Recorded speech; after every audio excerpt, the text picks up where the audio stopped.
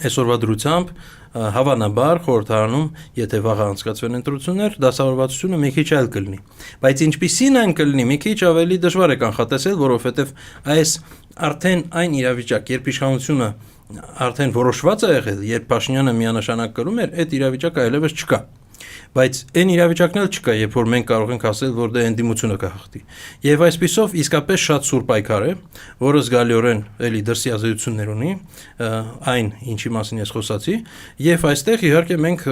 արդեն ունենք շատ լարված իրավիճակ, դեռ մինչև ընտրություններ 6 ամիս մնաց,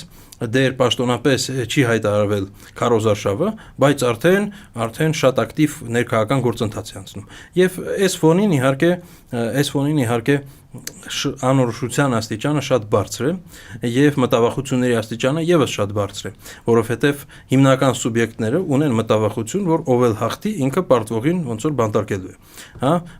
այսօրվա դրությամբ ոնց որ երկրորդ տեղը արդեն բանտում է, բայց եթե օրինակ ինքը դուրս եկավ եւ հետո պարտվողին բանտարկելու է, օրինակ, հա, նման վախեր կան իշխանության մեջ, ամենայն դեպս Նիկոլ Փաշինյանը դա մի անգամ ասել է, եթե ընդդիմությունը հաղթի, նրանք մեզ սա կանեն, նա կանեն եւ այլն, չեմ ուզում կրկնեմ։